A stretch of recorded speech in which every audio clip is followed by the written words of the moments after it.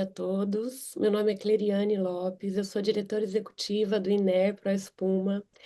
É um prazer enorme estar aqui com vocês. Nós sabemos que vocês são profissionais que movem os resultados e que transformam o mercado de colchões para os associados INER e Proespuma. E numa iniciativa, nós trouxemos um dos maiores especialistas em vendas do Brasil para turbinar os resultados nessa reta final de 2025. Afinal de contas, a nossa campanha acelerou, ganhou. Eu convido a vocês para que nessa palestra nós mergulhemos juntos em ideias, estratégias e em exemplos práticos que certamente vão fortalecer os relacionamentos, vão impulsionar os resultados de maneira consistente. É um prazer estar com você, Thiago, e agora a palavra é tua. Pô, maravilha! Que honra a todos vocês aí, pô. Que legal estar com vocês. Obrigado pela oportunidade, né? Eu falo quando vocês colocam a gente para falar com quem põe dinheiro na empresa aí, né? É uma responsabilidade imensa. Um ótimo dia a todos vocês. Que maneira maravilhosa de começar o dia, né? Falando sobre o coração do negócio, o departamento comercial, falando sobre aquilo que movimenta, que bombeia dinheiro para todos os outros departamentos. Que bom falar com vocês que ajuda a movimentar a economia, gerar impostos aqui no Brasil. E obrigado pela oportunidade aqui de estar com vocês novamente. Galera, vamos fazer o seguinte. A gente vai fazer uma atividade bem prática, bem direta, e para isso eu trouxe alguns slides, porque eu sei que nós, da área comercial aqui, a gente também é muito visual, né? Então, quando a gente traz, fala de algo, né? Explica algo, desenvolve uma ideia, quando a gente está olhando também, é mais um canal de aprendizado que a gente tem aqui junto, tá? Vamos estar com provavelmente 50 minutos, 50 e poucos minutos aqui. Vai ser um tiro curto, mas muito prático. Eu gostaria que vocês fizessem desse momento um momento também muito especial. Afinal, nós vamos falar, refletir, discutir sobre a nossa atividade, né? Aquilo que realiza os nossos sonhos, realiza os sonhos da nossa família, realiza os sonhos das empresas, né? Que a gente representa e trabalha. Então, vai ser um momento muito, muito importante. E eu vou apresentar um pouquinho aqui do que a gente faz e qual que vai ser a nossa jornada. Eu vou dividir a tela com vocês aqui. Deixa eu compartilhar a tela com vocês. E eu quero só que você me dê um retorno aqui, porque a partir de agora, quando eu divido a tela, eu não vejo mais vocês. Eu só estou me vendo aqui. Então faz o seguinte: me dá só um ok, se alguém puder abrir e falar se a tela tá certinho para vocês. Tá A certinho tela agora. certinho, Tá sim. certo, tudo ok aqui. Maravilha. Ok, Perfeito. ok. Se alguma coisa acontecer durante, cara, o teste está aqui, está cabeado, está tudo certinho. Se acontecer alguma coisa durante a apresentação, por favor, alguém abra aí o áudio que eu não vou estar vendo e fala, Tiago, eu acho que deu alguma coisa. Pode me interromper aqui, caso aconteça alguma coisa, tá bom? Mas não vai ter aqui, é muita gente boa, com muita energia boa, com muita expectativa boa. Então isso vai dar tudo certo aqui nos nossos próximos minutos, beleza? Então vamos lá. Quem é o Thiago Concer, né? Para a gente poder se conhecer. Afinal, o cliente compra primeiro você, depois ele compra o que você está vendendo. Aí o terceiro ano seguido que a gente entra aí na nossa disputa, né? Tem uma empresa que faz essa validação do mercado. A gente é o influenciador de vendas número um do país há 3 anos seguidos. Há 8 anos dominamos esse mercado de treinamento de vendas. Eu fiz toda a minha carreira na área comercial. Eu comecei há 25 anos lá como promotor de supermercado. Depois eu fui representante comercial há muito tempo. Eu fui coordenador, supervisor, gerente. Então eu fiz toda a jornada da área comercial. E hoje eu sou um vendedor com um pouquinho mais de responsabilidade, que é o dono da empresa, né? Por quê? Porque toda empresa é um negócio de venda. O que a gente vende, seja produto ou serviço, ele é só um meio, né? E o meio ele muda. A tecnologia muda, né? A matéria-prima muda, o gosto do cliente muda. O que nunca muda numa empresa é que ela vive, prospera, sobrevive através do departamento comercial e das suas vendas. Então, fiz toda a minha jornada.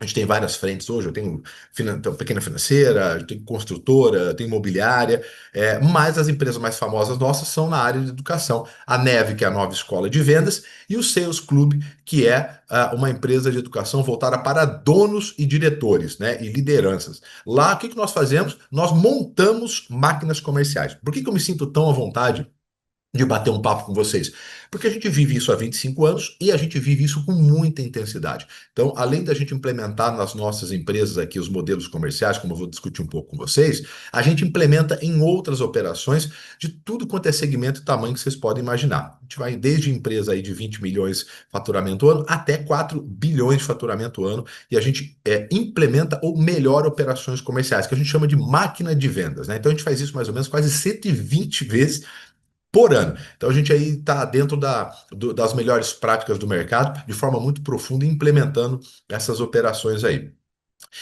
Eu tive a sorte também de nascer numa família de professores hoje, inclusive, né, dia do professor. Tive muita sorte. Deus foi muito legal comigo, deu uma oportunidade de eu nascer numa família com pais professores e educadores. A dona Geni, o saudoso professor Darvino, e eu pude ver o que a educação faz na vida das pessoas, o quanto ela transforma, né? Qual a potência que a educação tem na mudança da vida de um indivíduo, né, de um grupo, de uma sociedade, e o quanto ela é a base, o fundamento para qualquer transformação sólida mesmo, né? Uma transformação que possa perdurar durante anos, que transforme a vida de novo de uma pessoa, né? De uma comunidade, de uma sociedade, é através da educação.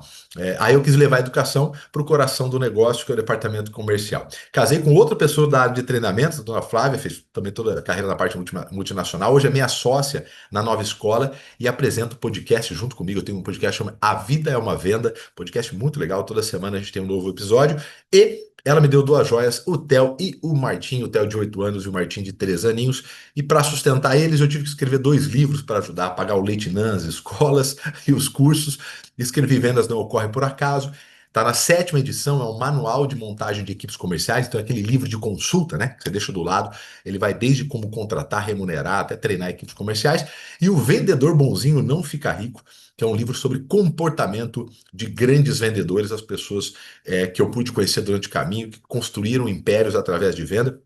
E um pouco do nosso trabalho também, né? Como que a gente construiu esse grupo hoje aí, que é um grupo já sólido, nós temos quase 140 funcionários, o grupo fatura aí quase 80 milhões por ano, já temos dor de cabeça suficiente, né, para aprender muito também na prática aqui, beleza? Galera, o que nós vamos fazer hoje nesses 50 minutos juntos? A gente vai trocar uma ideia. Assim como vocês aí estão na linha de frente com seus desafios, eu também opero, eu estou na linha de frente aqui. Concorrente, tentar vender produto de maior valor, aprender coisas novas, reaprender, deixar de fazer coisa que funcionava antes e não funciona mais, né? Lutar contra coisas que a gente não controla, por exemplo, né? Algumas decisões comuns, né? Do que o governo faz, pessoas de fora, dólar, tudo isso que vocês vivem na prática, a gente vive aqui também todo santo dia com os desafios. E aí a gente vai trocar uma boa ideia sobre as boas práticas do mercado. Então vai ser um papo aqui de vendedor, de líder de vendas para líder de vendas também, e vai ser muito, muito prático. Espero que vocês curtam essa jornada junto comigo aqui, beleza? Então vamos lá entender um pouquinho do nosso bate-papo hoje. Galera, se eu estivesse presencialmente com vocês aí, eu faria essa pergunta também. Quem daqui vende um excelente produto? Quer dizer, quem daqui acredita demais que o que vende é muito bom? Eu não tenho dúvida que se eu tivesse presencialmente vocês na minha frente aqui, todos vocês iriam erguer a mão, sem a menor dúvida, né? Até porque, obviamente, né, vocês têm umas camadas a mais de qualidade no produto e sem dúvida é muito bom.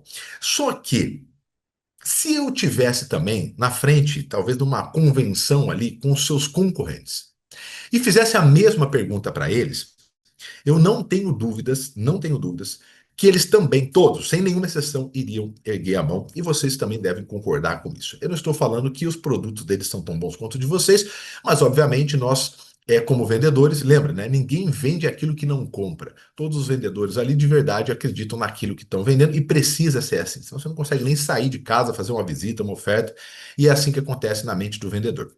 Então, se eu perguntasse para qualquer pessoa da sua área que vende qualquer tipo de produto, provavelmente eles iriam erguer a mão. E eles não estariam tão errados, não, porque hoje, né, principalmente depois do Código de Defesa do Consumidor, lá em 1990, obviamente que para você entrar no mercado minimamente bom, aquele produto ele tem que ser. E as pessoas acreditam demais. Aí você deve estar pensando assim, Tiago, então você está falando que todo mundo vende um bom produto, presta talvez um bom atendimento? Sim, inclusive isso é percebido por quem compra, né? A gente tem uma pesquisa muito recente com compradores profissionais. E aí fizeram essa pesquisa assim, ó, perguntaram para ele: você gosta dos seus fornecedores, né? Então gosta das pessoas que vendem para você? E aí os compradores falaram, 91% deles estavam satisfeitos com os seus fornecedores. E aí fizeram a pergunta para os mesmos compradores, falando assim, ó, você vê diferença entre os seus fornecedores de qualidade, de atendimento? 97% desses compradores falaram que não viam diferença. Quer dizer, eles gostam dos fornecedores, mas eles não veem muita diferença. O que que eles olham isso? Os produtos, os serviços são bons, mas eu também não vejo diferença. Todos vendem bons produtos e prestam um bom atendimento. E aí vem uma pergunta clássica diante dessa informação. Tiago, se todo mundo vende um bom produto, um bom serviço, por que que tem gente vendendo tanto mais do que outro? Por que que tem empresa vendendo muito mais do que outras empresas, se no geral produtos e serviços são tão parecidos? E aí, obviamente, a gente foi estudar isso há muitos anos, inclusive nos nossos segmentos que a gente atua diretamente, e a gente viu uma característica seguinte: geralmente, as empresas no mundo, isso é global, que dominam o seu mercado, eles não têm necessariamente o melhor produto disparado pela percepção do cliente do mercado. Sabe o que que eles têm? Eles têm uma operação comercial muito, muito foda. Eles têm uma operação comercial muito redonda. Eles têm, na verdade, uma gestão e um método comercial extremamente eficiente. Em geral, as empresas que lideram seus mercados mundialmente, elas não têm efetivamente o melhor produto disparado do que os outros. Elas têm a melhor operação comercial. E isso é muito fácil da gente conseguir comprovar. Se você pegar as 10 empresas mais bem listadas na Bolsa de Valores, depois você pega seu celular e joga lá. 10 empresas mais bem listadas na Bolsa de Valores, né, do Brasil. Pum, joga lá. Você vai ver que talvez, de forma bem discutível, dá para discutir bastante, uma delas possa ter o melhor produto numa linha de produtos que ela produz. Quer dizer, é bem específico daquilo. As outras, com certeza, não têm o melhor produto disparado, e algumas delas, inclusive, que estão entre as 10, têm as piores avaliações pelos próprios clientes. Olha que loucura, né? E estão lá entre as 10 empresas mais valiosas, marca valiosa, paga dividendo, né? Lucro atrás de lucro. Como que se explica isso? Tá? Um outro modelo que eu posso provar para vocês se eu tivesse aqui com vocês presencialmente, faria a pergunta: quem daqui faz um hambúrguer, um sanduíche melhor que o do McDonald's, por exemplo? Provavelmente, boa parte de vocês iria erguer a mão, né? Um hambúrguerzinho ali, você faz na sua casa, muito melhor, né? Para quem não sabe, vou te dar uma dica aqui, você vai pedir ponta de peito no açougue, você pede ali 70% carne, 30% gordura, manda moer uma vez só, põe sal, põe pimenta preta, pronto. Os melhores hambúrgueres que pode ter do mundo, sem muita graça, sem inventar. Agora a gente já sabe a fórmula. Mas nem por isso vocês vão me chamar em box depois aqui no meu Instagram, né?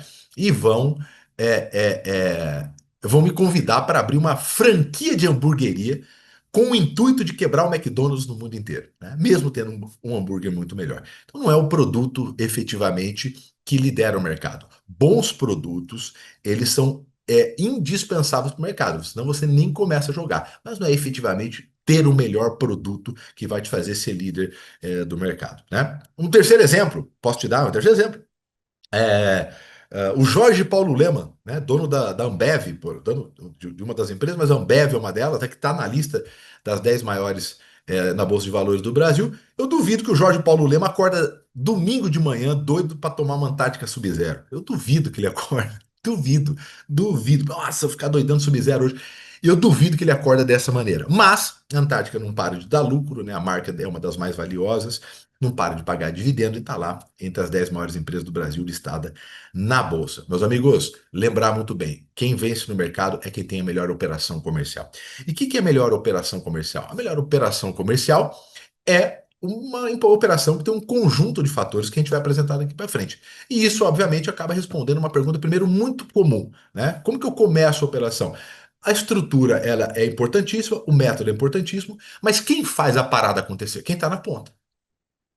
Quem faz aquilo que foi desenvolvido, né? O marketing produziu, né? O pessoal de produto desenvolveu, a fábrica conseguiu fazer. Quem desova tudo isso aqui? Quem está na ponta, a equipe comercial. E isso responde uma pergunta muito comum. Por que então tem profissional dentro da mesma empresa que talvez esteja o mesmo tempo de cara? O cara tem 20 anos de mercado, o outro também tem 20 anos de mercado. Eles trabalham dentro representando a mesma empresa. Então, tabela de preço é a mesma coisa, os produtos são os mesmos. Como é que pode as pessoas estar no mesmo cenário e uma pessoa produzir tanto mais do que outra? Né? Um vendedor, um representante vender 500 mil e o outro vender 40 mil. Como é que tem disparate tão grande entre vendedores que trabalham dentro das mesmas condições, né, com o mesmo tempo de trabalho? Tem gente, às vezes, que trabalha numa região mais difícil do que a outra, em condições mais desafiadoras, e o cara produz mais do que o outro. Às vezes tem vendedor entrando com menos tempo de casa, menos tempo de trabalho, mesmo menos tempo de experiência, performando mais do que o outro que talvez tenha mais tempo de experiência. Como que isso se explica? O primeiro cara que explica isso aqui é esse senhor simpático aqui. Vocês devem até conhecer, não pelo rostinho, mas devem conhecer pela história e pelo nome. Esse cara aqui é o famoso Nietzsche. Vocês devem conhecer o Nietzsche, né? Nietzsche tem vários pensamentos aí que perduram durante tantos anos depois do falecimento dele. Você já deve ter recebido alguma frase, algum pensamento no grupo de WhatsApp, no Facebook, deve ter visto, no Instagram. E o Nietzsche falava um negócio chamado tendência de moral. Olha que animal isso daqui. Ele falava que o mundo era dividido em dois tipos de pessoa, né? O rebanho e o senhor. Ele falava que o rebanho são as pessoas que sabem o que precisa fazer, elas têm compromissos com outras pessoas, mas se ela não for cobrado com muita consistência, ela não faz. Então lá você vai lá, ensina, cobra ela numa segunda-feira, ela faz terça e quarta, quinta ela para. Aí você tem que cobrar ela quinta de novo, ela faz sexta, sábado ela para, segunda você cobra de novo, ela faz segunda e terça, e por assim por diante ela vai tocando a vida dela. E os senhores, de acordo com ele, que faz parte somente 2% da população, então o rebanho é responsável por 98%, e os senhores são responsáveis por 2%. Esses 2%, eles são muito parecidos com o rebanho, de acordo com Nietzsche. São pessoas, são adultos, que sabem o que precisa fazer para ter uma vida melhor, sabem que tem compromissos, né, que ele assumiu com a família, com a empresa que ele representa, com a empresa que ele trabalha. Ele tem compromissos que ele sabe, né? Ele sabe como fazer. Se você der uma folha em branco, ele vai descrever 3, 4, 5 coisas que faz total sentido para ele ter uma vida melhor, seja no trabalho, seja na vida pessoal dele. Ele sabe o que fazer, na maioria das vezes, para ter uma vida melhor, ser mais reconhecido, ter mais resultado na sua vida pessoal e profissional. Qual que é a diferença entre os senhores e o rebanho? Né? É o nível de ambição. Porque dentro dos senhores, que são os 2%, ele fala que é igualzinho o rebanho. A única coisa que faz, o nível de ambição dele é tão grande que cria um dos fatores mais importantes, principalmente para quem é representante, né? Que diferencia quem está no topo do resto da massa, né? Que é esse trabalho do autogerenciamento. Do autogerenciamento. Esses 2%, o nível deles de ambição é tão grande que eles acham um absurdo um adulto ter que ser cobrado por outro adulto de uma coisa que eles já combinaram e que se ele fizer, ele é o cara que mais vai se beneficiar.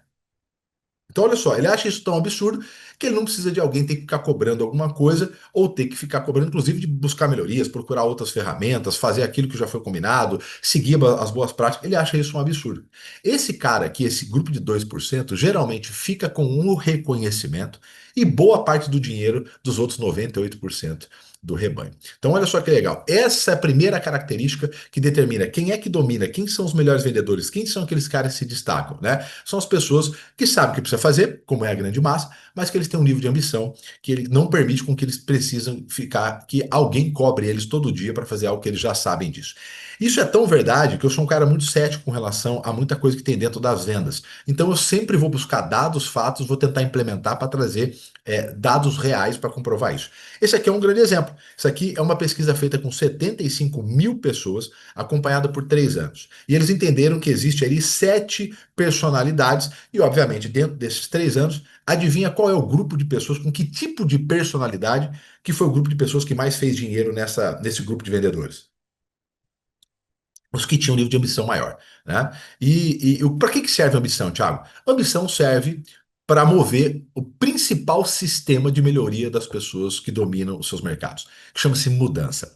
Mudança é uma briga que não tem como você entrar nela, porque jamais a sua vitória em resistir ela vai ser possível, né? A mudança, ela é, assim como, né, a nossa partida, uma das certezas que a gente tem nessa vida. A mudança a gente não luta contra ela, a gente se adapta, né? A gente não vence essa guerra, a gente vence algumas batalhas e essas batalhas vão mudando. Isso chama-se mudança. Ambição serve para você se adaptar à realidade.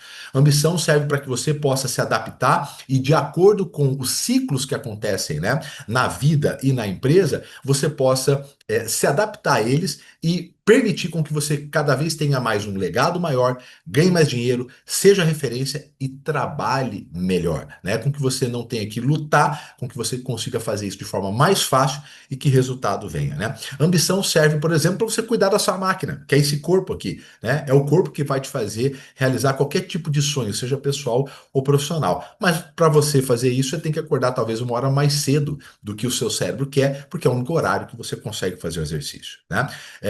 Você, através da ambição, vai fazer talvez uma das ferramentas mais importantes para você ser líder e ser destaque no seu mercado, né? Que é adquirir novos conhecimentos, aumentar o seu repertório. E o único horário que talvez te sobre é o horário da noite. Um pouco antes de você dormir, você vai selecionar talvez uma hora antes para estudar mais, fazer um curso, escutar um podcast. Hoje existem diversas maneiras, né, de você adquirir novos conhecimentos.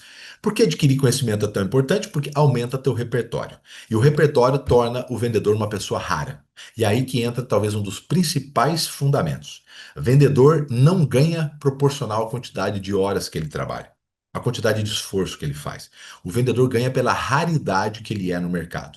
E o conjunto de raridade, né, o conjunto de conhecimento, habilidade e atitude torna essa pessoa rara. Então, conforme o seu repertório aumenta, alinhado com o tamanho da sua ambição, te torna uma pessoa rara. Isso é reflexo do quanto você vai ser reconhecido e, obviamente, vem em consequência do quanto você vai ganhar no nosso mercado.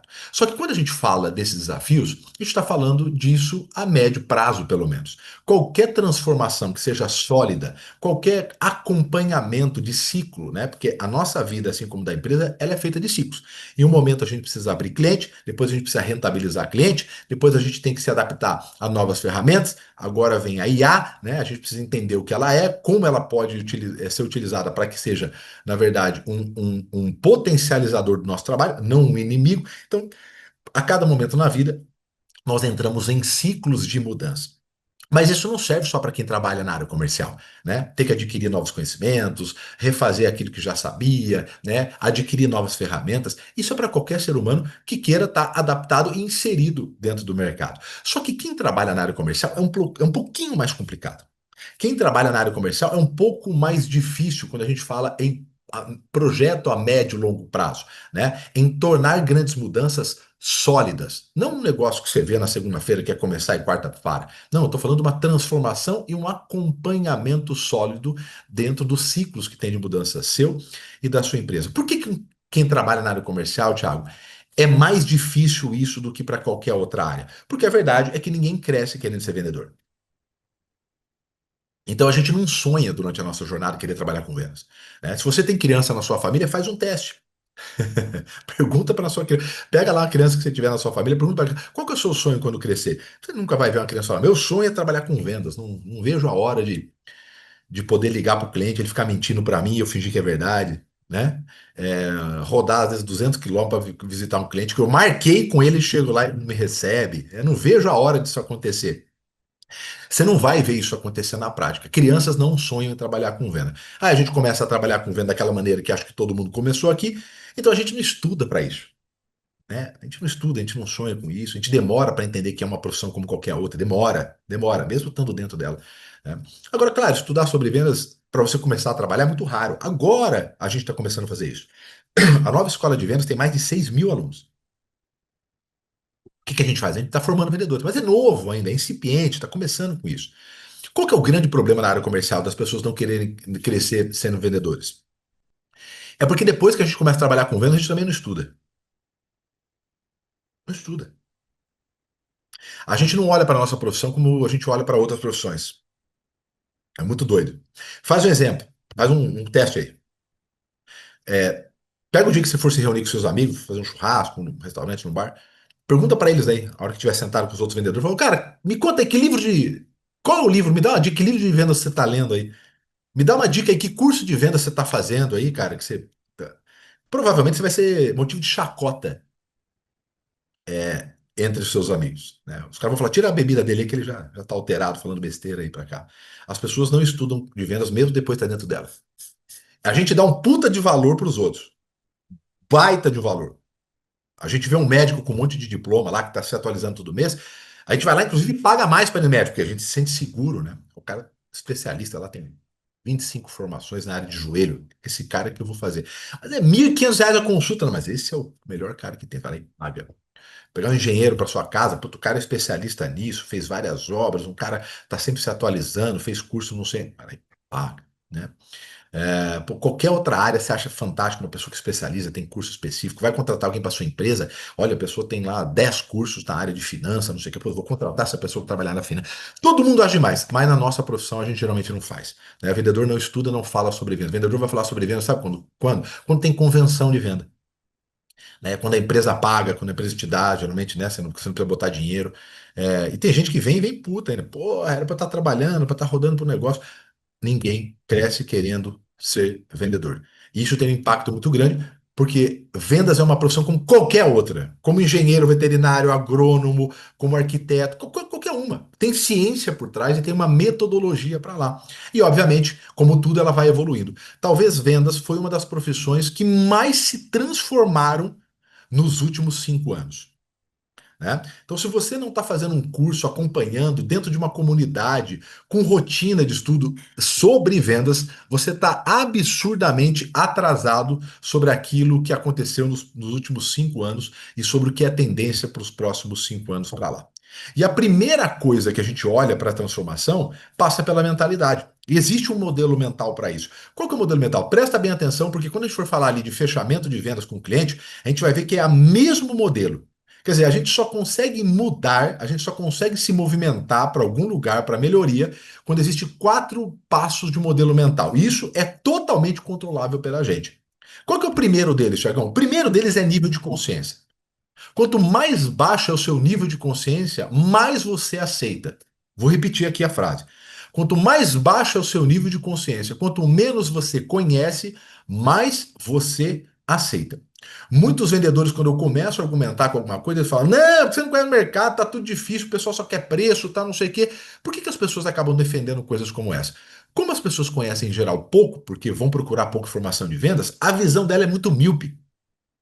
O que é visão míope? Você enxerga de forma muito curta. Você olha para um concorrente seu, olha para um outro representante, eles não estão performando bem, você toma aquilo como uma verdade global. Como você não conhece outras ferramentas para resolver aquele problema, você dá por satisfeito e entende, claro, porque o cérebro precisa de um alívio para um problema daquilo. Então você acaba aceitando. E uma maneira de você aliviar seu cérebro é: ó, eu só tenho essa ferramenta para resolver isso daqui. Como eu não consigo resolver com essa ferramenta, é assim mesmo, eu acabo acatando o resultado. E é óbvio que aí o resultado disso você já sabe qual que é. Então, o primeiro passo, nível de consciência. Nível de consciência não é saber como fazer, é saber se tem alguém fazendo melhor. A história desse cara diz muito. Esse cara é o Roger Bannister. Esse cara, em 1954, preste bem atenção nessa história. Em 1954, esse cara correu 1 milha abaixo de 4 minutos, pela primeira vez na história. 1 milha dá 1,6 quilômetros. Nessa época, os médicos falaram que quem corresse 1 milha abaixo de 4 minutos, provavelmente o corpo não aguentaria. Isso era o discurso dos médicos, os músculos se romperiam, o coração, enfim, a pessoa morreria se conseguisse fazer isso. Roger Bannister foi lá, corre 1 milha abaixo de 4 minutos. Qual que é a loucura aqui? Qual que é a história da consciência nessa história do Roger Bannister? Não é ele correr 1 milha abaixo de 4 minutos. Quantos mil anos um ser humano levou para correr 1 milha abaixo de 4 minutos? Todos os anos, porque até lá ninguém tinha conseguido. 12 meses depois, um ano somente depois, 19 pessoas correram abaixo do tempo do Roger Bannister. E onde que está a loucura disso? É que quando perguntado para essas pessoas, inclusive tem um documentário sobre isso, falaram: o que vocês fizeram diferente? E a resposta de todos foi a mesma. Eles falaram assim: é porque agora a gente sabe que é possível. A pessoa, para tomar um primeiro passo, ela precisa entender que é possível.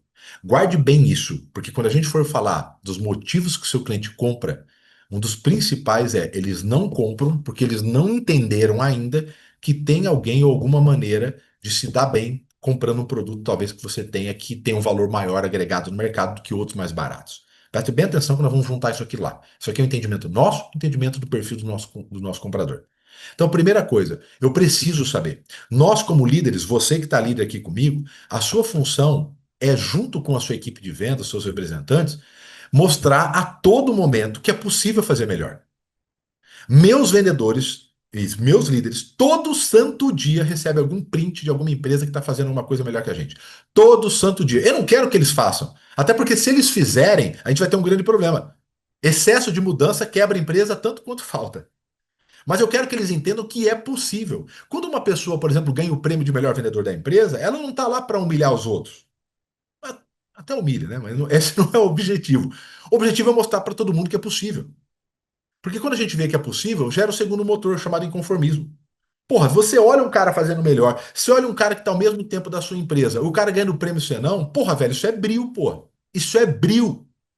Os americanos chamam de balls. Eu chamo de bril. Você tem que olhar para um outro cara que às vezes está menos tempo que você na empresa lá, o cara faturando mais que você, ganhando prêmio mais que você. Às vezes você está olhando um concorrente seu vendendo produto pior que o seu, vendendo mais que você. Porra, isso é bril, porra. Isso é teu. Isso tem que te incomodar a ponto de você não aceitar mais. E essa não aceitação do incômodo, esse é o inconformismo. Galera, e o que gera mudança na vida e na empresa não é incômodo, não é motivação, é inconformismo. Motivação não gera transformação. O que gera é o tamanho do inconformismo que você tem. Porque o inconformismo gera o terceiro motor chamado disciplina. O que transforma resultado não é uma boa ideia, é a capacidade de colocar isso de execução. E não tem uma boa ideia de execução que não precise de consistência e disciplina. O seu resultado como vendedor e o seu resultado como líder de equipe comercial, ele está mais ligado à sua agenda do que sobre a sua habilidade. A sua disciplina de fazer o básico bem feito, o fundamento bem feito. Quando nós vamos implementar a operação comercial, galera, presta atenção aqui comigo.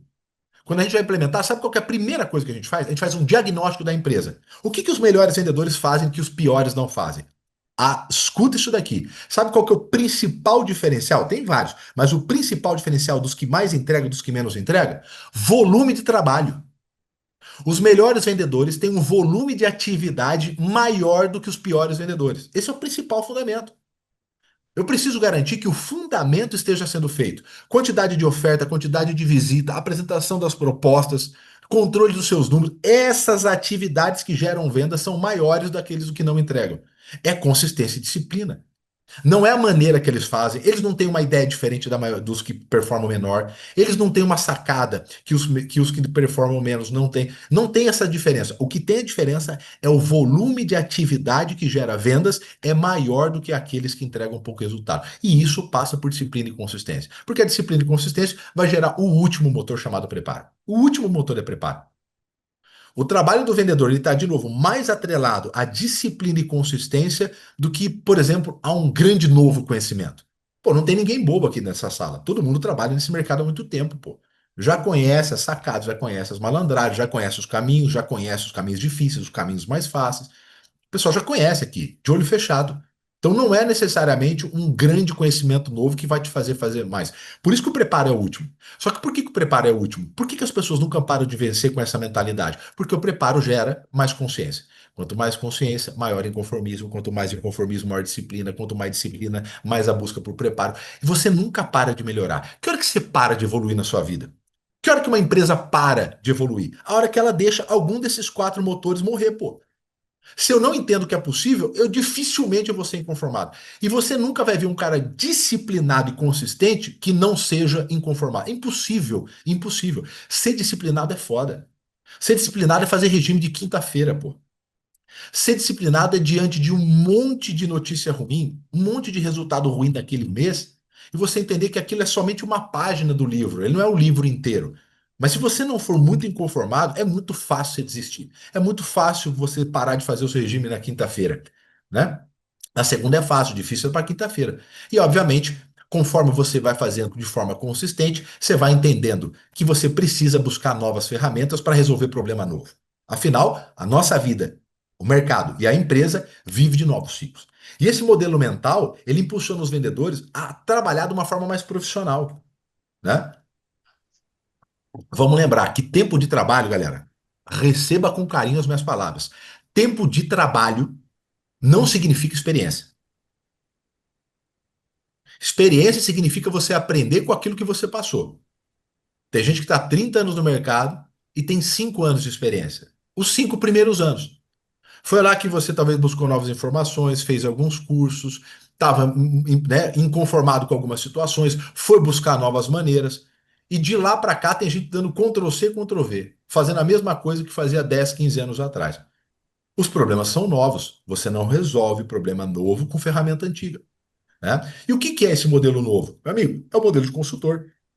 Eu sei que parece uma palavra batida, caramba, mas não tem como. Se a gente não agregar entre a fabricante nossa, né, a representada, até o cliente, a gente só é um custo para a empresa, a gente é um atrito para o negócio. Os representantes, cada vez mais, são pessoas de negócio que geram valor entre quem fabrica a representada e o cliente Falar lá com na você e ponta. chamar esse cara. Se eu não agregar nisso, eu sou um custo e um atrito para o negócio. Como que eu faço vendas de produtos, por exemplo, de maior valor? Né? Só se eu conseguir fazer com que o meu cliente repense. Se o cara já não compra de você, qual vai ser o motivo para ele comprar? Ou ele não tem perfil, que eu não acho que seja o problema, ou ele não tem perfil para comprar produtos daquela linha específica, o que eu acho que não tem, e se for, a gente vai ver daqui a pouquinho, nós vamos tirar essa pessoa, ou provavelmente ele não viu motivo ainda para fazer esse investimento junto contigo. E como que eu educo? Como que eu faço ele comprar? Educando ele. Como? Com números, com fatos, com pesquisa, com informação, com dado, com ideia, com caso. Qual o objetivo da tua visita quando você faz com o cliente? Se for só ofertar um produto e falar de um produto, eu não acredito que uma representada necessite de você. Se eu não for para agregar um valor, para educar o cliente, eu acho que não precisa de uma pessoa muito capacitada para fazer isso. A nossa missão, o nosso diferencial é como é que eu consigo gerar de novo valor entre a representada e o nosso cliente na ponta. Se eu não gerar esse valor, eu não tenho valor nem para o representado e nem para o cliente na ponta. De novo, eu sou um atrito para o negócio. Como é que eu levo informação, dado, pesquisa, caso, fatos, números, que vai fazer ele repensar e falar: opa, eu acho que vale a pena eu repensar em algum modelo para eu fazer. Se eu não levar como fazer, lembra? Nós vamos juntar aqui, ó. Se eu não levar para o cara que é possível fazer melhor, que ele possa ter benefício com aquilo que eu vendo, dificilmente ele vai comprar. E quando eu consigo entender isso, eu começo a controlar um negócio que olha aqui, poucas operações comerciais controlam. A gente não consegue melhorar aquilo que a gente não controla. E por que que eu estou falando isso? Porque, em geral, a gente não entende que jogo é um vendo que é um jogo, vendas é um jogo que você vende vencendo as etapas. A gente tem um limite de 100 pessoas E por que que no eu estou nosso trazendo Zoom. essa informação aqui? Porque, em geral, a gente fica olhando para um lugar que a gente não controla. Tem mais, é Deixa eu isso? falar um negócio com muito carinho para vocês aqui. Recebam com carinho de novo. Se tem um negócio que não faz sentido, por exemplo, com o líder Tá comercial com a gravando? equipe, não faz sentido. Líder comercial com a equipe, seja representante, vendedor, é reunião de venda para cobrar venda. Reunião de venda para cobrar venda não faz sentido nenhum numa operação comercial. Por quê? Porque venda é incontrolável. Você, líder comercial, gerente, dono, você não controla a venda. Você, representante comercial, você não controla a venda. Você, vendedor, você não controla a venda. Sabe o que que você controla? Você controla as atividades que geram venda. Uma liderança melhora e dá suporte nas atividades que geram venda. Exemplo clássico. O que que será que falta, né, para que os nossos números possam ser melhor?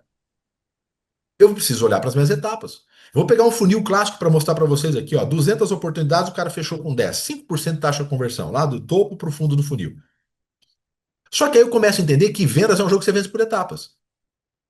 Você não vence vendas, você vence as atividades que geram venda. Eu vou lá e resolvo aumentar 5% o meu volume de prospecção dentro do período do mês. Vou lá e, naturalmente, com 5% de melhoria, eu tenho 10% de aumento de vendas num cenário como esse. Opa! Então quer dizer, Thiago, que para aumentar 10% das minhas vendas, eu não preciso aumentar 10% do meu volume de trabalho, 10%. Não, não, não. Você vence o jogo da etapa. E o jogo da etapa multiplica a sua venda. Por que que isso é importante? Primeiro, para você colocar o foco onde de verdade mexe o ponteiro da sua venda. Essa é a primeira coisa. E segundo, para que isso fique emocionalmente muito mais plausível. Porra, eu aumentar 10% a venda é muito mais complicado do que aumentar 5% o meu volume de prospecção. Se eu não meço isso, se eu não sei onde mais mexe no meu ponteiro, onde eu perco venda, eu vou voltar ali para a minha questão. Vendas é um jogo que vence por etapa. Aí eu vou lá e começo a qualificar melhor os meus clientes. Eu começo a escutar um pouco mais os meus clientes, eu qualifico melhor, eu aprofundo mais a minha pesquisa, né? Uso, sei lá, um spin selling, uma metodologia aí muito prática para entendimento do cliente, né? Vou fazer algumas pesquisas, vou selecionar um grupo de cliente meu que não compra uma linha de produto, vou entrar em contato com ele e fazer a pergunta clara: cara, por que que você compra do outro e não compra de mim? Vou tirar uma semana só para entender. Começo a usar perguntas, vou aprofundar com os meus clientes. Vou lá e melhoro 5%. Olha, tenho 20% de melhoria. Quer dizer, se eu melhorar 10% de algumas atividades, eu dobro as minhas vendas, né? Quer dizer, faço 20% em vez de 10%, faço 20%. Naturalmente, eu começo a entender sobre contornos de objeção. Eu atendo melhores clientes, eu entendo mais informações, eu atuo como consultor e aumento 8% minha taxa de fechamento, por exemplo, na outra etapa. Pronto, com 18% nesse cenário, eu tenho 50% a mais de aumento de venda. Eu sei que é um cenário hipotético, mas poderia ser real, como é em alguns casos. Qual que é o fundamento nosso aqui? Aonde é, dentro da nossa operação de vendas, que eu mais posso mexer no meu ponteiro? Esse é o fundamento de uma relação entre um líder comercial, um gerente, um coordenador e um representante comercial. Essa é a função, é isso que liga os dois. Onde é que eu, como líder, como empresa, consigo facilitar a vida do meu vendedor a ponto dele melhorar efetivamente os números? E onde eu, como representante comercial, consigo colocar foco, energia e melhoria para eu conseguir entregar resultados para minha representada? Esses fundamentos vão responder uma simples pergunta: por que o cliente pagaria mais para você do que para os seus concorrentes? Ah, por causa do meu atendimento. Lembra da pesquisa que eu passei para vocês lá? Seus compradores gostam de você, gostam do seu produto, gostam do atendimento, mas eles não veem diferença praticamente entre você e os outros fornecedores. Será que é só? Pode até ser. Será que é só o seu atendimento? Por que que os clientes pagariam mais para você do que para os seus concorrentes que talvez sejam mais baratos? Primeira coisa que pode explicar é esse rapaz aqui, ó, o famoso Philip Kotler. Velho, isso aqui tem mais de 20 anos e esse é o fundamento de venda de valor. E por que que venda de valor é importante, Agô? Galera, presta atenção aqui.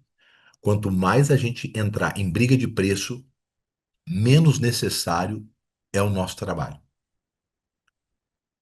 Você entrar em briga de preço, a pior coisa que pode acontecer numa guerra de preço é você ganhar a guerra. Ah, tchau, meu cliente não.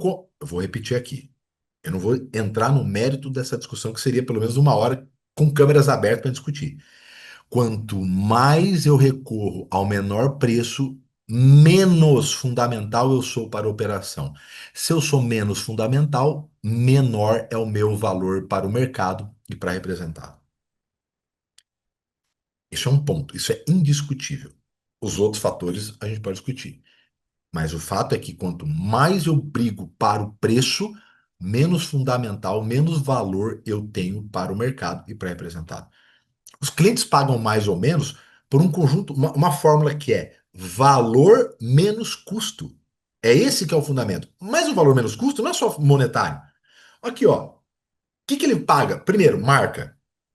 Teu cliente, ou o cliente lá na ponta, é o cliente do teu cliente, ele paga mais ou menos baseado na marca. Se uma marca é muito conhecida, se a marca é respeitada, se eu tenho familiaridade com ela, eu tenho um valor agregado disso. Valor pessoal, o teu valor vendendo para o lojista e o vendedor da loja vendendo lá na ponta. Quem é essa pessoa que está fazendo? Isso aqui tem um impacto muito grande. Pessoas compram de pessoas. E o valor do serviço e o próprio valor do produto. Isso daqui, somado, ele tem um valor que é entregue para ele. Qual que é a fórmula? Menos os custos que eu tenho. Então, quanto mais eu levo conhecimento, dados, né? Lembra que eu falei para você lá? Pesquisa. Quanto mais eu faço, quanto menos o meu cliente lá na ponta tem que pensar, quer dizer, quanto mais eu educo ele, menor é o custo psíquico e o custo de energia física. Se eu vou lá, faço treinamento, né, com os vendedores lá na ponta, acompanho, faço campanha, né, divulgo a campanha lá na ponta. Quanto mais eu ajudo no sellout, menor é o custo psíquico de energia física e de tempo dele. E o custo monetário? O custo monetário é um dos. É um dos. O valor que ele vê é o valor entregue menos o custo que ele tem. Esse valor tem um impacto muito grande para ele, que é o valor entregue para o seu cliente. É aqui que mora a venda de valor. Mas talvez, assim como muitas vezes a gente me fala, não, Thiago, mas no final das contas, o cliente só quer saber de preço. Não liga para esse negócio de diferencial, de valor. Tá bom, então faz o seguinte, cara. Pergunta para o seu lojista, para o seu cliente lá. Ele tem lá na loja dele, o que ele tem lá dentro são os produtos e serviços mais baratos do mercado. Tudo que ele tem lá, ponta, air fryer, sofá, o que ele tiver na loja dele lá, é o mais barato.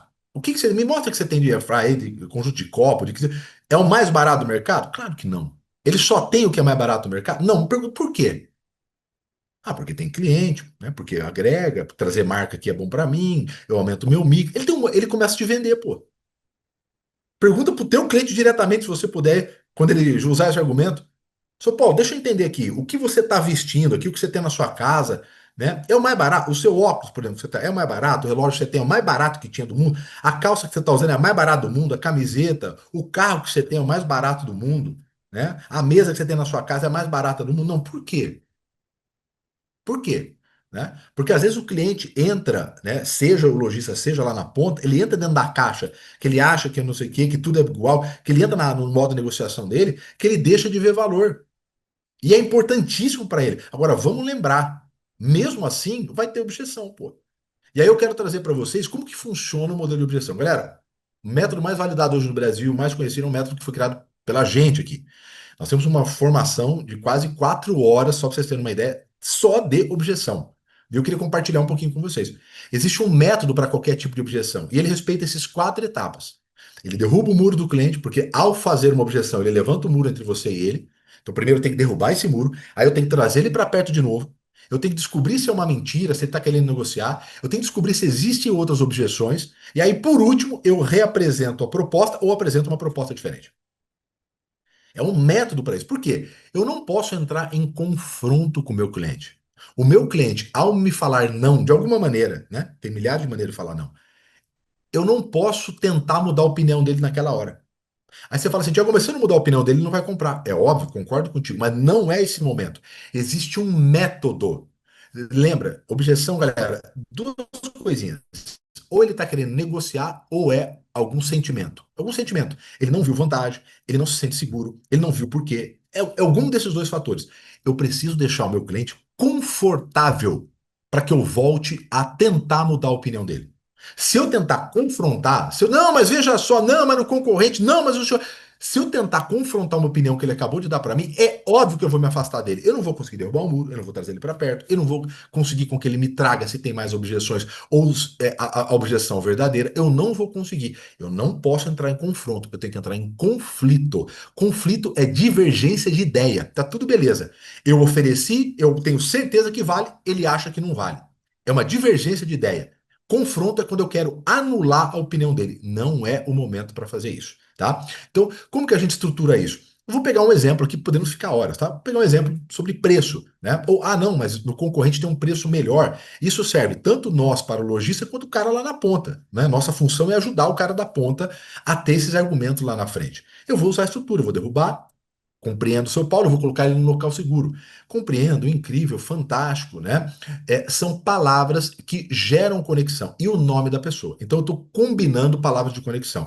Seu Paulo, compreendo, tá? Segunda etapa, eu vou pegar uma coisa que o seu cliente acredita, né? A pessoa que eu estou negociando, e eu vou concordar com ela. Claro, eu não posso concordar com uma coisa que vai afetar o meu negócio. Ah, eu achei que tá caro. Concordo, tá muito caro mesmo, né? Eu falei que se não baixar o preço, não vende. É óbvio que eu não vou fazer isso, mas eu vou pegar um ponto em comum e vou concordar. Por quê? Porque é a maneira mais fácil de eu trazer uma pessoa que acabou de falar não para mim para o meu lado, né? Isso não é só com vendas, isso é gestão de conflito em geral. São Paulo, é muito importante que você passe a percepção. É importante que o senhor se sinta seguro, né? O senhor está fazendo um investimento.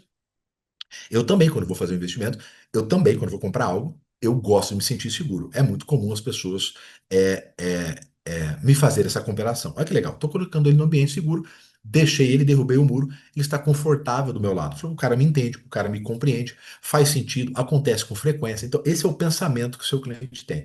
Agora, eu vou encaminhar para entender se é verdade, se ele quer só negociar, porque às vezes ele só quer negociar, ou se tem alguma objeção por trás. Seu Paulo, tira uma dúvida. Além do preço, tem mais alguma coisa que o senhor não gostou no colchão, o senhor não gostou no produto? Eu vou validar. Agora, se ele falou que tem um preço melhor, por exemplo, no concorrente, esse é o mais gostoso de todos. Eu vou falar, seu Paulo, se eu conseguir chegar no preço, eu vou entender, que preço que o senhor tem e tal. Eu vou pegar o produto, ver se ele está comparando produtos iguais, enfim, obviamente isso, né? Não dá para comparar banana com piso. né? E vou entender com ele na ponta. Seu Paulo, se eu conseguir chegar no mesmo preço, o senhor compraria de mim ou o senhor compra lá? Se ele está negociando, conversando contigo, você tem relacionamento com ele, está com abertura, provavelmente ele vai falar que vai comprar de você. É natural isso que aconteça. E aí está o grande segredo. Seu Paulo, por quê? O cliente vende para você. Não, porque eu já te conheço, porque realmente o selo, né, Pro Espuma, ele dá uma garantia para a gente, porque a gente já faz negócio há muito tempo, né, porque aumenta meu mix, gera aqui valor para o meu negócio. Ele vai começar a vender para você. Pô, tá aqui, tanto, de novo, você com o lojista, quanto lá o vendedor na ponta com o cliente. Ele acabou de dar os argumentos. Eu vou anotar e vou falar, seu Paulo, como o senhor mesmo me disse, são esses diferenciais que tornam o nosso produto um pouquinho mais caro, ou com valor um pouco maior agregado. O senhor acha que vale a pena abrir mão de tudo isso que o senhor mesmo me falou por uma diferença tão pequena de preço? Aqui eu não estou forçando ele, aqui eu estou querendo entender, porque às vezes o cara entra no modo negociação e ele deixa de passar a oportunidade boa, né? Às vezes ele fala não para você porque ele não sabe como fazer o vendedor dele vender na ponta. Agora, é óbvio que tudo que tem segurança, garantia, tem um valor agregado e impacta em quem compra, né? Se tiver diferença de preço, treina o pessoal na ponta para fazer isso. Produto de maior qualidade, com mais garantia, entrega mais, dura mais, né? Naturalmente, gente, o preço é um qualificador. Se você der um produto para a pessoa que ela nunca viu o produto, um bem barato e um mais caro, fala, me fala a sua percepção. A primeira percepção que ele vai falar é, ó, esse mais caro deve ser melhor. Pronto, é a primeira percepção que a gente tem. Faz uma média com o cara. Pô, treina a equipe lá para ter argumentos também na ponta, né? Se a gente não ajudar no sellout, dificilmente a gente consegue o selim, né? Falar, cara, uma média, a pessoa troca aí de cada 6 anos, 7 anos, um colchão. Pô, divide essa diferença por 6 anos. Divide por 12 meses, o cara dorme todo mês. Divide por 30 dias, ele dorme todo dia. E pergunta pro cara: você acha que vale a pena se abrir mão de todo esse conforto, de disposição, saúde, por causa de 40 centavos por dia? Se eu te falar que você dorme bem, acorda melhor, tem mais disposição, fica mais saudável por 40 centavos por dia, você me pagaria? Provavelmente sim. O senhor acha que vale a pena? Né? Vou usar argumentos. Argumento que a gente mais tem aqui. Né? Se eu vou vender uma coisa de valor maior, eu tenho que entregar benefício maior. E isso passa por experiência. Então, usar palavras de transformação gera mais valor. Pô, esse colchão é para quem quer acordar com a energia de quem dormiu no hotel 5 estrelas. Eu preciso colocar o cara num lugar de sentimento. Produto barato, eu vendo preço. Produto de valor agregado, eu vendo transformação, experiência e sentimento. Senão é difícil o cara colocar valor agregado no negócio. Porque produto com produto vira commodity. Aí commodity eu vou para o menor preço. Vou usar vocabulário de valor agregado. Sono regenerador, recuperação muscular, alinhamento postural. Esse colchão ele cuida do teu corpo enquanto você dorme. Quer dizer, ele sempre tem uma definição de transformação numa frase direta. Olha que impacto, né? Treinar a sua equipe e você, né? Principalmente a equipe na ponta, no B2C, é, evitar termos técnicos. E se for falar termo técnico, colocar um benefício em volta. Densidade 33, cara, é uma espuma que se adapta ao corpo e mantém o alinhamento da coluna, fazendo com que você durma muito melhor, acorde muito mais disposto, com muito mais saúde. Pronto, tem um benefício, tem um diferencial com benefício agregado, né? E aí, obviamente, o nosso lojista, ele tem seus motivos de compra. E o que que um cara B2B, o que que uma outra empresa leva em consideração para comprar da gente, diferente do B2C, né? Cara, ele quer diferenciação para o negócio dele, ele quer ganhar mais, gastar menos, vender mais. Ponto. Ponto. Se a gente não conseguir ajudar ele nisso, dificilmente ele vai dar os próximos passos, né? Então, quando a gente fala de produto certificado gera menos troca de reclamação, eu preciso entender se isso é importante para ele, né? O selo é uma forma de proteger a reputação da empresa, diferenciação. O cliente na ponta, às vezes, nem entende tudo o que envolve, por exemplo, né, um selo, um Pro Espuma, mas ele entende que um selo é uma camada de segurança e qualidade maior. Isso é fato para qualquer um deles, né? E por isso que a gente tem que distribuir isso lá na ponta. Podemos usar o modelo AIDA para chamar atenção, principalmente na ponta da loja lá, que é o atenção, interesse, desejo, né? Vai apresentar. Você sabia que espuma é o coração do colchão? Né? Olhando assim, dona Fernanda, seu Paulo, seu Cláudio, o senhor saberia me dizer qual a diferença, qual colchão é melhor do que o outro? Né? A pessoa fala, não. Pois é, o que garante, por exemplo, é o selo. Quer dizer, olha só, eu consigo gerar atenção, gero interesse, porque agora eu estou falando e vou explicar do que é o selo, por exemplo, né, do diferencial, vou educar ele. Lembra, nada vem de mais valor de quando você educa o teu cliente. Vou gerar um desejo. Olha, isso significa que você dorme melhor com mais transação e menos dores. Pô, acordar com mais saúde, mais disposição, né? É algo primordial na sua vida? Vou fazer uma pergunta de encaminhamento. E vou fazer uma ação. Olha, deixa eu mostrar a diferença de um para o outro e vou pedir para ação. Quer dizer, existem estruturas para que a gente consiga colocar os nossos argumentos, apresentar os diferenciais, que obviamente tem. De novo, não tem o melhor produto pelo menor preço. Isso todo mundo entende, né? Na nossa profissão só existe um caminho para a gente continuar sobrevivendo e perdurando, é ser consultor na técnica, quer dizer, eu entender muito do meu produto, da concorrência, isso é fator primordial, mas o meu pensamento como vendedor, representante, líder, é o pensamento de empreendedor. Qual é o pensamento de empreendedor? Eu não tenho ninguém na hierarquia, o empreendedor não tem ninguém acima dele que ele precisa prestar conta, né? Ah, Thiago, isso é maravilhoso. Meu amigo, o ato de empreender é um ato muito solitário. Então, se você não for absurdamente proativo em buscar novas soluções e resolver problemas, não tem ninguém que o empresário possa contar para falar o próximo passo. Então, mesmo você não sendo um empresário, o pensamento seu de não esperar alguém falar o que tem que fazer, né? Não ver um desafio, né? Esperar alguém resolver isso, ou não, isso aqui não é da minha parte, não tem, não, isso não existe no cabeça do empreendedor. Então, a nossa atividade no dia a dia é como consultor, de saber pra caramba o produto, porque só assim a gente consegue demonstrar os benefícios, mas a nossa mentalidade e ação tem que ser baseada numa mentalidade de empreendedorismo. Tiago, eu sei, né? Aqui de novo, galera. Eu, nenhum momento, pelo amor de Deus, eu tô nessa uma hora contigo, apontando o dedo que você tem que fazer. Meu amigo, todo mundo aqui é adulto. Ninguém conhece mais o negócio de vocês do que vocês. Então, em nenhum momento eu tô aqui. O que eu tô trazendo? Boas práticas do melhor mercado, das melhores resultados que tem para cá. E é óbvio que talvez o nosso cérebro, eu não sei se você sabia, mas o nosso cérebro, ele é treinado para pensar de forma negativa. Ele é treinado, ele é montado, ele vem de fábrica para que a gente consiga olhar somente o lado negativo das operações. Por quê? Olhar para o lado negativo de qualquer mudança é proteção de vida.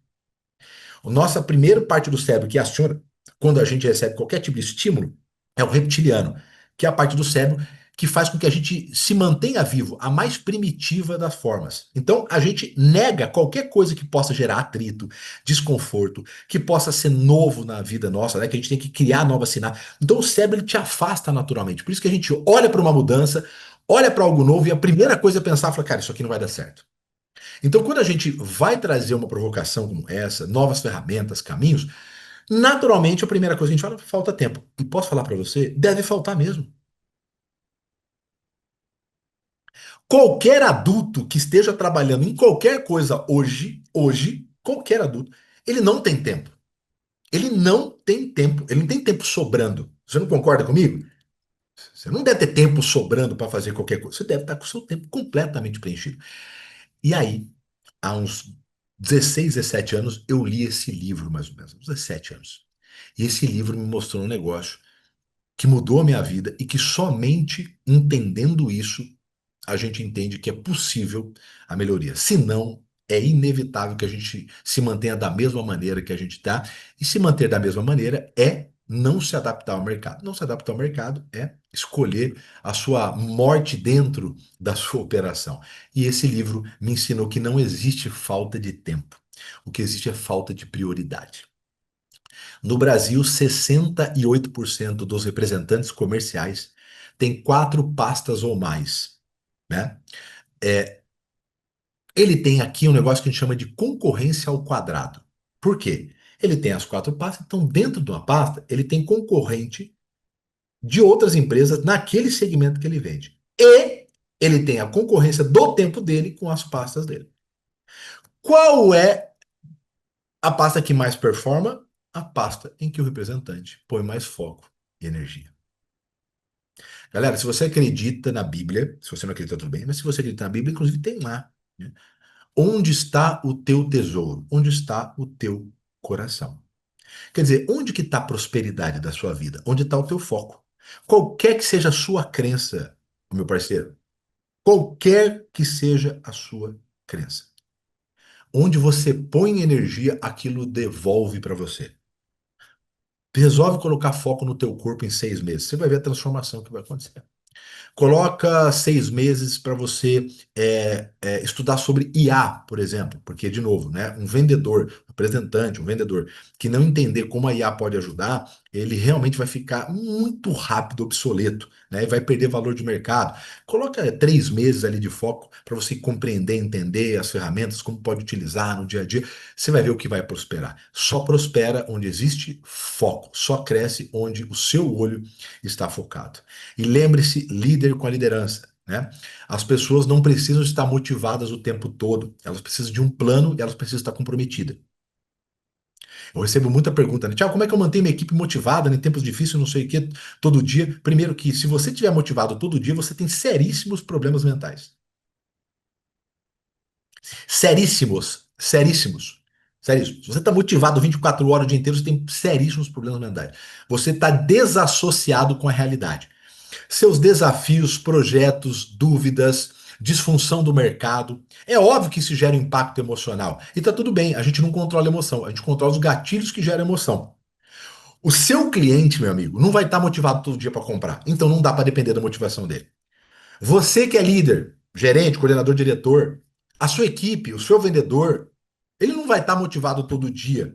Então a gente não pode depender disso, porque a empresa também não pode depender só do bom-estar das pessoas que estão lá dentro. Você que é dono, seus diretores, gerentes, esses caras não vão estar motivados todo dia. Você, gerente, dono, vendedor, você não vai estar motivado todo dia. Só que eu tenho a minha entrega para fazer. Eu tenho conta para pagar, eu tenho sonho para realizar, né? Eu tenho cobrança do mercado, né? Eu tenho minhas ambições, eu tenho família para criar. Vai estar motivado. O que a gente precisa é de um bom plano e de um comprometimento. O Muricy Ramalho, ele falava, né? O Muricy Ramalho, ele falava, eu lembro numa entrevista que o São Paulo perdeu de 3-0 para o Goiás em casa e o cara falou: Olha, o time está desmotivado. O que você pretende fazer para motivar a equipe no próximo? O Muricy, com aquela delicadeza dele, falou assim: Eu motivar? Esses caras ganham dia, trabalham num baita numa empresa, tem tudo o que precisa. Eu não preciso do cara. Esse cara tem que vir motivado de casa. O que eu preciso aqui dentro é de comprometimento. E comprometimento dos dois lados, diretoria com o jogador e jogador com a diretoria. O que a gente precisa numa empresa é de comprometimento de um bom plano. O resto, vai ter dia que a gente não vai estar legal, vai ter dia para isso que serve disciplina e consistência. Fazer quando você não está com tesão de fazer. E é óbvio a gente lembrar que todo crescimento envolve atrito e desconforto, né? Aí você pode falar, Tiago, não, mas eu faço isso com a equipe, eu acompanho, eu dou condição, eu ajudo no sellout, eu tenho campanha de venda, eu tenho campanha, né? Não só de treinamento, mas campanha de venda para incentivar o pessoal como vocês têm hoje, foi inclusive apresentado. Eu já faço tudo isso, mas parece que tem vendedor representante que não quer, que não desenvolve, não faz o que a gente combinou. Meu amigo, receba com carinho para você que é líder e está dentro aqui. Eu sei que tem os vendedores e representantes, mas eu quero falar com o líder agora. Eu quero que você receba com carinho. Não reclama daquilo que você permite. A sua equipe só faz o que você deixa. Conversas desafiadoras e duras são extremamente necessárias para que todo mundo possa performar. Conversas duras sobre resultados ruins, de forma educada, de forma pautada e baseada em dados, mas conversas duras são extremamente necessárias para alta performance. Não adianta as coisas não estão acontecendo, a meta não está batendo e está todo mundo numa festa e não se fala sobre isso. Ah, mas ele é representante e tal. Pô, e daí? Eu não posso conversar sobre números que não estão bem? Sobre as minhas expectativas? E a sua conversa não é de cobrança, a sua conversa é de como é que você consegue melhorar o caminho que ele pode fazer. Essa é a nossa função na liderança, né? E para a gente poder encaminhar para o nosso final, mostrar que é possível, obviamente, né? Eu gosto sempre de citar a história dessa senhora, 91 anos, semi-analfabeta. Essa é a dona Elvira Rapini, minha avó. Minha avó tem história incrível. Minha avó assumiu uma serralheria 40 e poucos anos atrás, mesmo sendo semi-analfabeta, que era do meu avô, e tornou uma empresa quase quebrada, numa empresa extremamente lucrativa e foi uma das maiores serralherias do interior de São Paulo, né? E a minha avó tem uma frase que eu gosto muito de passar para vocês aqui. A gente ficou praticamente 1 hora, né, falando de provocações, técnicas, caminhos, nível de consciência, né? E isso tudo é planejamento. Mas no final das contas, como diria a dona Elvira, né, tão importante quanto o planejamento é o fazejamento, né? Nada transforma mais uma empresa, né, a sua vida do que a sua capacidade de colocar em prática aquilo que você já sabe, né? Colocar em prática as boas práticas do próprio mercado, aquilo que você já sabe que dá certo, que a empresa já treina você, que a empresa já dá condição. A capacidade de uma pessoa de vencer é proporcional à capacidade que ela tem em executar aquilo que já funciona. Tá bom? Galera, queria agradecer vocês aqui pelo tempo. Eu vou rapidamente encerrar aqui. Eu vou partir. Estou aqui em Londrina, tem um evento agora com quase 1.000 pessoas para lá, mas eu queria encerrar com essa mensagem com vocês aqui de forma muito efetiva. É uma mensagem que tem uma figura religiosa, mas não é religiosa, tá? Então, se não é da tua religião, fique tranquila. Eu só trabalho com grandes empresas, né? Igual a de vocês. Então, eu tenho questão do compliance, que é uma mensagem fantástica. E por acaso é dessa pessoa. Então, faz o seguinte: se for da sua fé, ok. Se não for, finge que é um personagem aqui. O que eu quero que você faça comigo? Que você escute esses 60 segundos em relação à mensagem que eu quero passar para vocês. Esse daqui é São Bento. São Bento fundou uma ordem religiosa chamada Ordem Beneditina. Ele fundou em 529. Naquela época, na Itália, naquela região especificamente, se falava o latim. Inclusive, o nome do Bento é Bento de Núrcia. Núrcia era a região da Itália, e naquela região, naquela época, se falava o latim. Por que eu escolhi o encerramento? Porque o encerramento da Ordem Beneditina em latim é muito legal. Você sabe qual que é o lema da Ordem Beneditina em latim? É assim, ó, Ore et labora, que em português significa reze e trabalhe. Eles acreditam que se você só rezar, as coisas não acontecem, mas se você começar a construir, mas não for grato a Deus, eles acham que a sua vida e as conquistas começam a perder o sentido. Então, uma coisa não anda separada da outra, ore et labore. Como toda ordem religiosa, ela surge para ajudar as pessoas menos favorecidas, eles davam abrigo, comida, educação, e muita gente começou a ir para lá. E para manter a ordem, eles criaram uma lista de regras. De todas essas regras, existe uma única regra que, se você quebrar, você é expulso na mesma hora. Todas as outras são passíveis de uma advertência, mas essa não. Essa única regra, se você quebrar, você é expulso na mesma hora. Essa é a regra de número 34. A regra de número 34 diz o seguinte, que é proibido resmungar. Não é proibido discutir e também não é proibido discordar, não, mas é proibido resmungar. Porque eles acham que só resmunga quem não está afim de mudar. Ele só quer levar problema, ele não quer achar uma solução. Eles acham que só resmunga quem culpa os outros ao invés de tomar as rédeas da própria vida. Ele só quer levar problema, ele não quer assumir os seus erros. Eles acham que quem resmunga perde mais energia e tempo falando mal do lugar escuro do que levantando e acendendo uma luz. Eles só querem reclamar, resmungar, eles não querem resolver o problema. A partir de amanhã, não tenho dúvida que nós vamos sempre nos lembrar que é proibido resmungar. E para de resmungar que está tudo difícil, porque eu sei que a gente cai nisso, porque eu caio praticamente todo dia. A gente vê um desafio e começa a resmungar sobre isso. Só que a gente não pode esquecer que tem muita gente nessa vida que daria a própria vida para estar sentado onde você está sentado agora e ter a oportunidade que você está tendo nesse momento. Então não aceita ficar em time de gente que só resmunga. Seja grato pela sua vida e nunca se esqueça. Por mais desafiadora que uma mudança possa parecer, ela vem para trazer dias melhores. Por mais que as coisas escureçam, porque a gente vai dar um passo e não sabe qual o próximo passo, o sol brilha outra vez, é só um momento desafiador, não é o próprio livro, é somente uma página. E Nelson Cavaquinho já falava inclusive sobre isso, né? Que o sol há de brilhar mais uma vez e a luz há de chegar aos corações, porque do mal será queimada a semente, e o amor será eterno novamente. Meus amigos, da minha família, dos meus funcionários, meu muito obrigado pela oportunidade de discutir com gente tão competente que faz grandes números no mercado. E lembre-se a partir de hoje que diante de cada desafio é proibido resmungar. Gratidão a todos vocês, que Deus abençoe a carreira e a família. Conte comigo nessa jornada e vamos vender. Valeu, galera! Depois desse conteúdo incrível que acabamos de ver com o Thiago Concer, é a hora de transformar todo esse aprendizado em ação.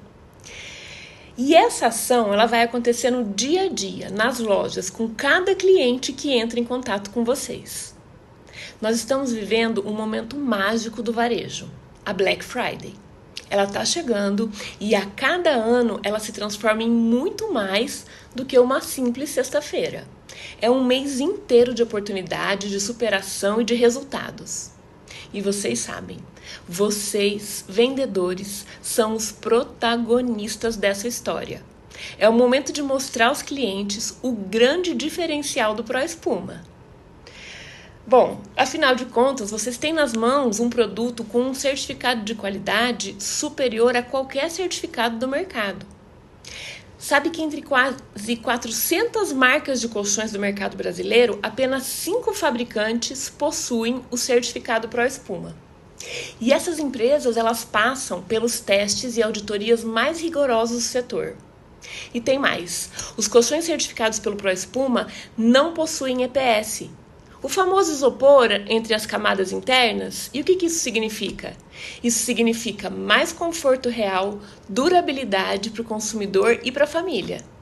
Então, vamos juntos transformar conhecimento em resultado e resultado em reconhecimento.